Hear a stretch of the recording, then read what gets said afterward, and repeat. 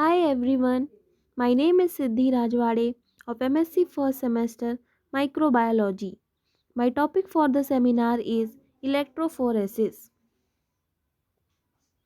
सबसे पहले हम इसका कंटेंट देखेंगे जिसमें introduction, definition, principle, instrumentation, types of support media used, types of electrophoresis, agarose gel और एचडीएस पेज।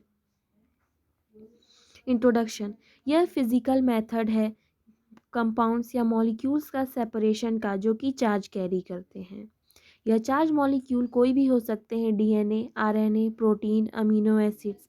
सेपरेशन इलेक्ट्रिसिटी के थ्रू किया जा रहा है, इसीलिए इस मेथड को इलेक्ट्रोफोरेसिस कहा जाता है। डेफिनेशन, यह एक लेबोरेटरी टेक्निक है जिसकी सहायता से चार्ज मॉलिक्यूल जैसे कि DNA, RNA, protein, amino acids को इनके साइज के बेसिस पर सेपरेट किया जाता है। प्रिंसिपल, मॉलिक्यूल किस तरह का चार्ज कैरी कर रहे हैं उन पे डिपेंड होता है कि वह किधर मूव करेंगे, एनोड की तरफ या फिर कैथोड की तरफ।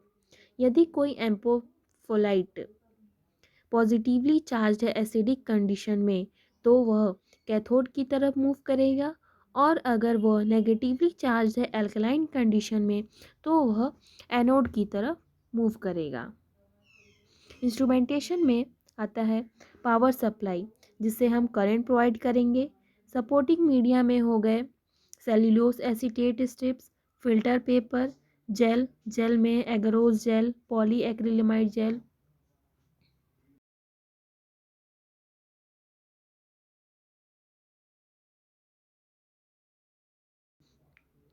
बफर में हो गया टीएई बफर, कास्टिंग ट्रे जिसमें हम अपने सैंपल को लोड करके रन कराएंगे, और इलेक्ट्रोफोरेटिक चैम्बर जिसमें हम करंट प्रोवाइड कराएंगे।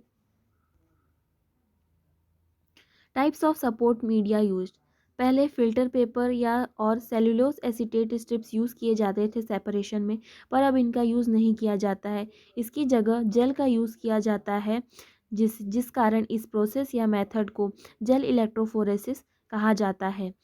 दो प्रकार के जेल का यूज़ किया जाता है, एगरोस जेल और पॉलीएक्रिलेमाइड जेल। एगरोस जेल के पोर साइज जो है वो लार्ज होते हैं और ये लार्ज मॉलिक्यूल के सेपरेशन के लिए यूज़ होता है, जैसे कि डीएनए और आरएनए। पॉलीएक्रिलेमाइड जेल का पोर साइज जो है स्मॉल होता है और यह स्मॉलर मॉलिक्यूल्स जैसे कि प्रोटीन, अमीनो एसिड्स के सेपरेशन के लिए यूज़ होता है। Types of electrophoresis based on gel, पहला है एगरोस जेल और दूसरा है एचडीएस पेज। सबसे पहले हम एगरोस जेल इलेक्ट्रोफोरेसिस देखेंगे।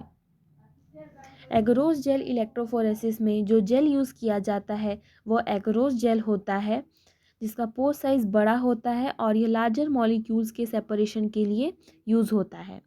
इसमें रिक्वायरमेंट्स हैं sample DNA, ladder DNA, agarose gel, TAE buffer, tris acetate एडिटा।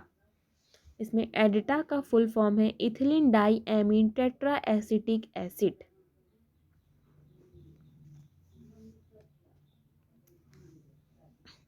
अब हम इसका प्रोसीजर देखेंगे कैसे यह किया जाता है। सबसे पहले एगरोस जेल को 2 से 3 मिनट के लिए बॉईल कर देंगे जब तक कि वह ट्रांसपेरेंट ना हो जाए। फिर उसे हल्का ठंडा होने के लिए छोड़ देंगे ताकि वह सॉलिडिफाई ना हो। फिर कास्टिंग ट्रे में हम कॉम को रखेंगे। कॉम रखने के बाद एगरोस जेल को उसमें पोर कर देंगे। फिर उसे 15 से 20 मिनट के लिए छोड़ देंगे। जैसे ही 15 से 20 मिनट पूरे हुए हम कॉम को हटा देंगे। कॉम हटाने के बाद वेल्स फॉर्म हो जाते हैं, जिन वेल्स में हमें अपना सैंपल लोड कराना है। पहले वाले वेल को छोड़ देंगे जिसमें हम लेडर डीएनए को लोड करेंगे। फिर इलेक्ट्रोफोरेटिक यूनिट में टीएई बफर डालेंगे जो कि जेल को ड्राई होने नहीं देगा। टीएई बफर डालने के बाद कास्टिंग ट्रे को हम इलेक्ट्रोफोरेटिक यूनिट में प्लेस कर देंगे। प्लेस करने के बाद उसमें करंट अप्लाई करेंगे 80 टू 150 वोल्ट का। फिर करंट अप्लाई करने के बाद सैंपल्स जो हैं वह मूव करने चालू हो जाएंगे। जैसे ही सैंपल्स मूव हो जाएंगे हम कास्टिंग ट्रे को इलेक्ट्रोफोरेटिक यूनिट से बाहर निकाल देंगे और उस ट्रे में इथिडियम ब्रोमाइड को छिड़केंगे, जिससे कि डीएनए बैंड्स जो हैं वह विजिबल हो जाएंगे। विजिबल होने के बाद हम उसे लेडर डीएनए के साथ कंपेयर करेंगे और हमारा सेपरेशन कंप्लीट हो जाएगा। इसका एप्लीकेशन है, यह डायग्नोसिस और एनालिसिस के लिए यूज़ किया जाता है, जैसे कि सिकल सेल एनीमिया और हीमोफीलिया में।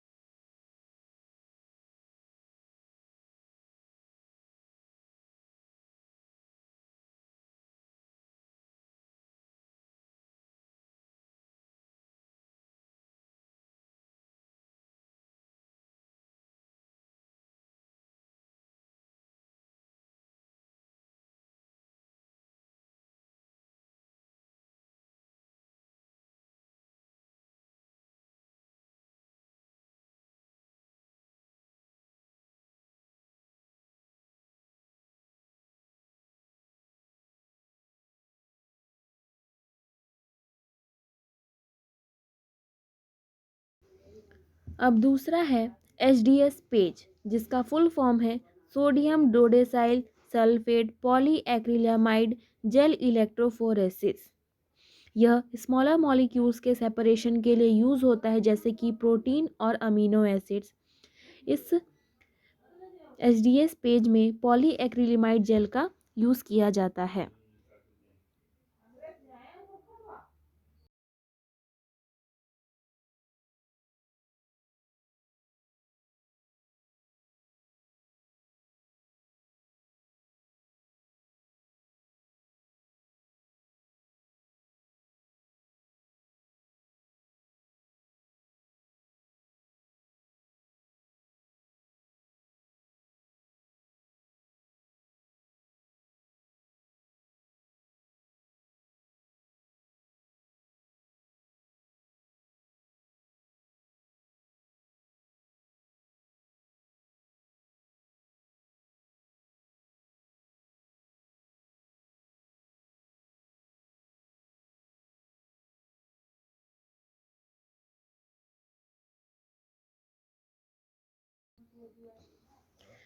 ग्लास स्लाइड को कास्टिंग फ्रेम में एक के बाद एक रख देंगे, फिर उसमें कॉम को प्लेस कर देंगे। कॉम प्लेस करने के बाद हम उसमें पॉलीएक्रिलामाइड जेल को कॉम तक डाल देंगे।